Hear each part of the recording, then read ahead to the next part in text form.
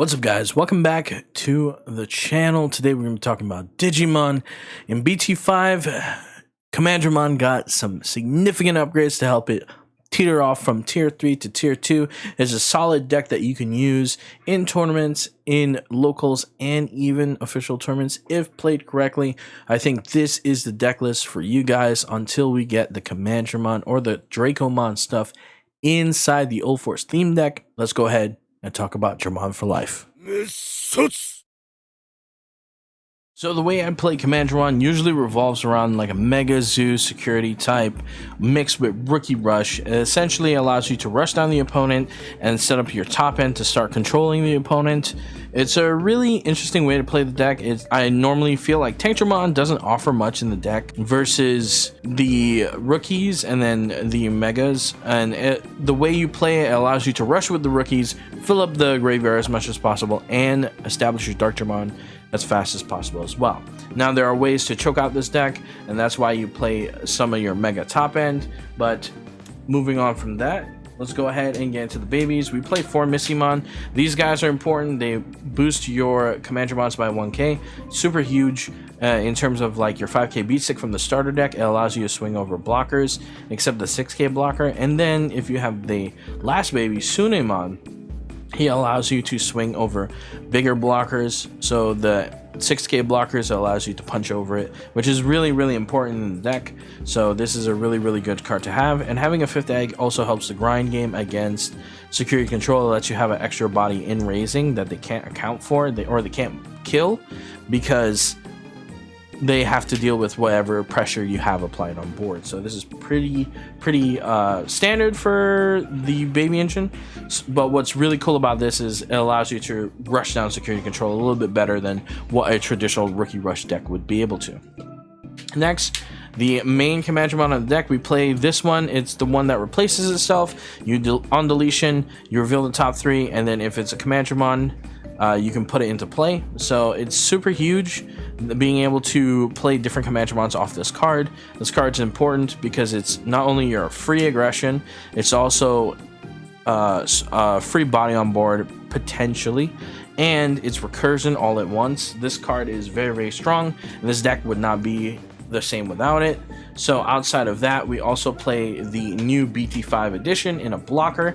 So this blocker is super huge because he can go ahead and after the free security you get off of this guy, potentially if he dies, you can go ahead and switch into a blocker, potentially if you see off the top, and that's pretty huge. This allows to stop their aggression while also filling your discard with names or D-Brigade types in order to use your Dartmon later on. So this card is just very powerful in that sense.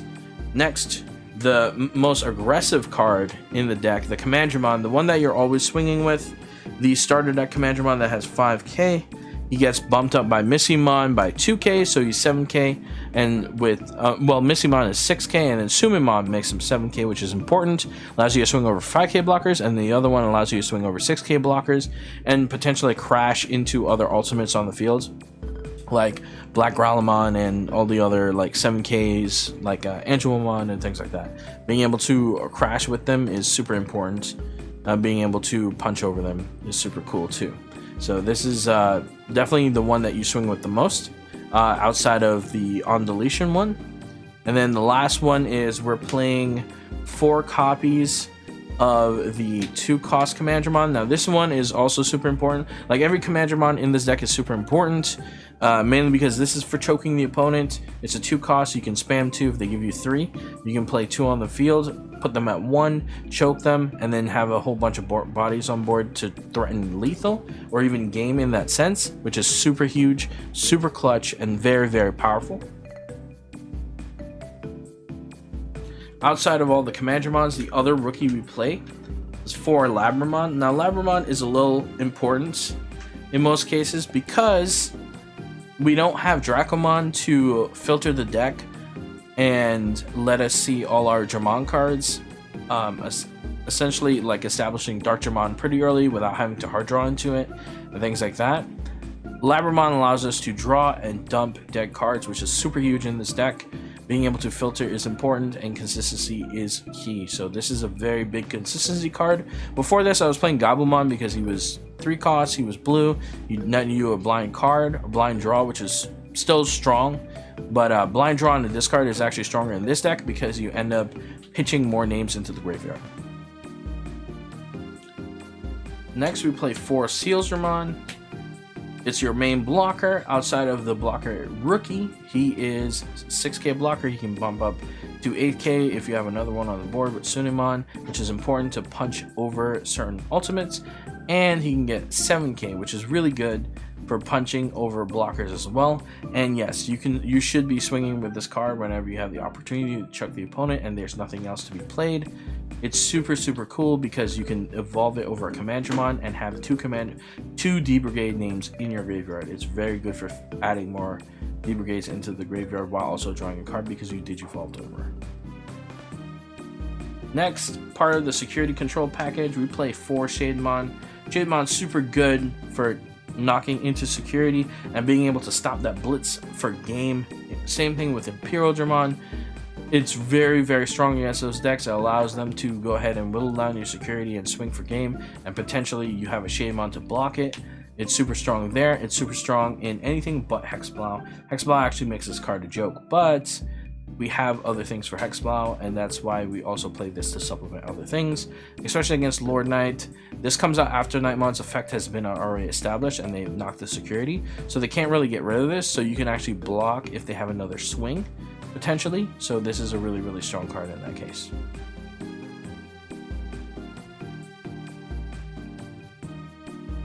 Next, we play double Zoodomon. Now, we don't have Cordramon, so we need a draw 2 to kind of replace the Cordramon. And draw 2 in this deck is super important because you want to be able to see your cards.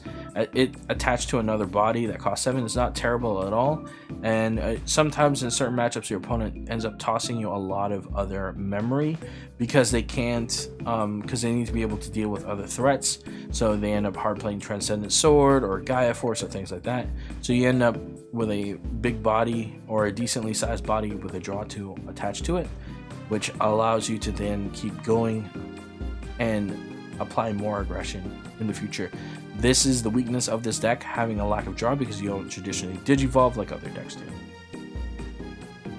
And then the other one, replacing the other Cordramon, 2 Camaramon. Camaramon is very powerful in this deck because you can delete your infamous rookie that replaces itself and kills something for free. It also combos with another thing in this deck I will talk about very soon. And yeah, it's very strong. 7k body with 7 cost, and I know it's not black, but it's a very good card to hard play against certain matchups. Black relies on their level 5s, yellow relies on their level 5s, so on and so forth. So there's a way that you can use this to evidently clear your opponent's board very quickly. Next, we play 2 Machinedramon. He's part of their Digivolve package. We also play 4 of another card in order to Digivolve as well. This is really solid, especially against Lord Knight. Hexablow, this stops Hexablow from stunning you too much. If you can see it coming and you prepare this, there's not much Hexablow can do it. This can also crash with Hexablow on a block, which is also super important. The only issue is if Hexablow has the effect active, so it can't really like block in that sense. But like for things that are 11 naturally, it can block in most cases. And if you kill everything on Lord Nightmon's field, it can crash into Lord Nightmon. So that's also really important, being an 11k. Next, we also play Dartmon. Dartmon is the most important mega of the deck. It enables Rush. It's another D-Brigade name. If you have 2 of these in your hand and you play a Labramon, you can dump 1 so you can enable the other one to be played and draw a card. So that's actually super huge. This is why we play Labramon. And you put this back in the deck using this effect to add it back to the deck. So that's really important. Being able to recycle your own cards and being able to filter them as well is super huge in this deck. And Dartmon is really good for just enabling all your mega plays and rushing down the opponent as a win con, and also being able to go into your level 7 line in a second. So the level 7s we play is Wart Defeat. I would probably cut one Shademon for a fourth one of this. This card's really strong in this deck, mainly because if you get it out of security and you have Camaramon in your hand, you can swing with this, get that free security, use your Camaramon, pop this card, pop a level 5 on their field, and pop Lord Nightmon at the same time. That play is really important because it wipes their entire board, it leaves you with a body on the field, and it leaves them having to build back a Lord Nightmon. That's usually what's going to happen for the most case, so you want that play enabled as much as you possibly can. So that's why maxing out on this card is very important. Many times has this card just gone off, and being able to kill Zwart defeat or Zwart with this card because they got greedy, they swung into security, this came out, you can literally just play Camaramon to pop whatever level 5 they brought back and then kill them with kill their Zwart with this card, which is super huge as well. You pretty much essentially just cleared the board, which is really strong. This card enables so many things, enables you to also OTK faster as well, or kill the opponent faster as well.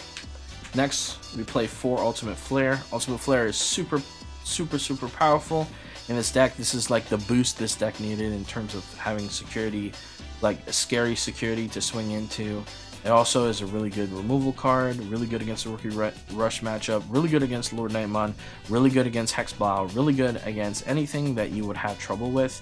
This card is a 1-card answer for most of it, and if they swing into security and this is one of the cards, it's really rough for them to deal with.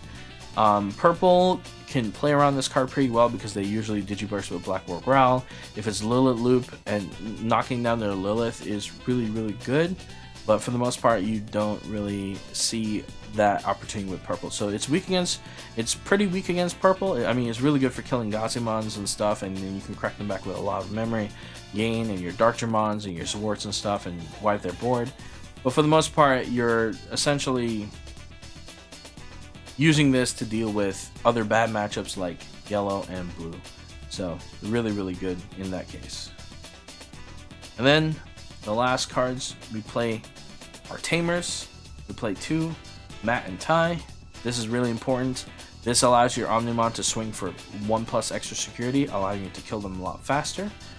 So if you see it in security, it's really good, and if you hard play it, it's pretty solid against decks that tend to have a level 6 or higher on the field.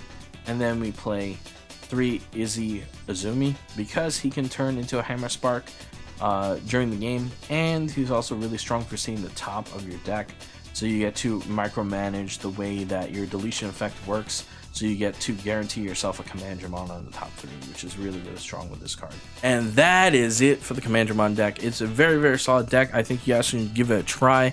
The list will be typed out in the description down below. You can also pause the videos so you can build the list properly, and I'll also have a picture in my Discord so you guys can look at the list from there. I want to thank you guys for watching, and don't forget to keep it peace.